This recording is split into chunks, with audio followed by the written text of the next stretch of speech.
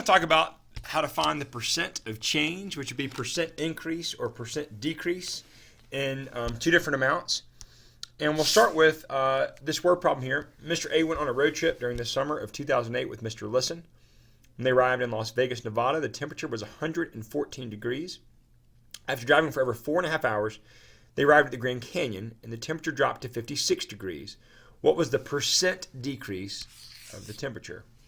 Now, to get started, there are basically two ways we could talk about this change. We could say, what was the actual change in temperature?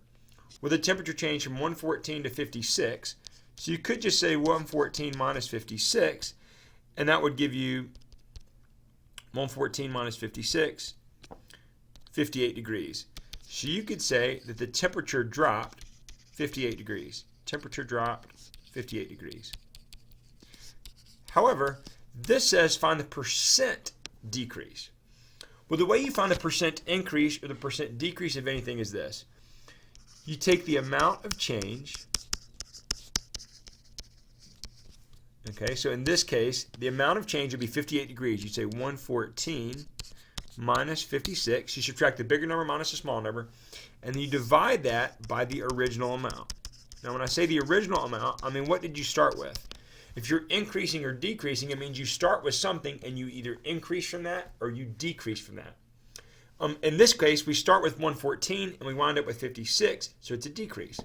So the original amount of what we started with is 114 degrees. So I'm going to bring this down here. 114 minus 56 gives me 58, and I have that over 114. Now you know from the work we've been doing how to change a fraction into a percent.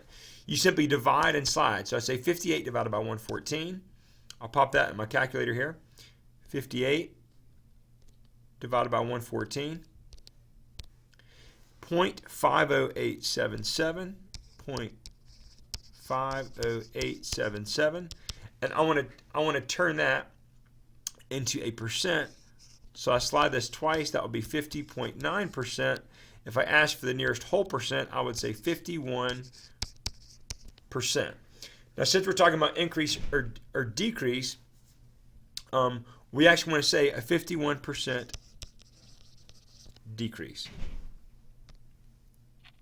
So there you have it. We could say that the temperature dropped 58 degrees, or we could say there was a 51% decrease in the temperature from one place to the next. Let's take a look at the second problem. When Mr. Baxi filled up his car in the middle of January, he paid $3.30 per gallon. However, when he filled up his car over the winter break, he paid $3.73.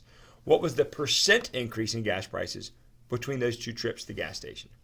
Again, we want to say it's the amount of change divided by the original amount. This is how you find both percent increase and percent decrease.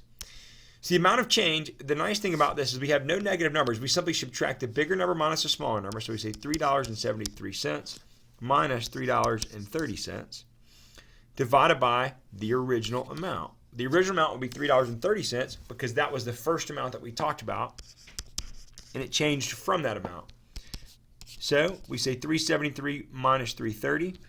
That gives us 43 cents. So the temperature increases by 43 cents.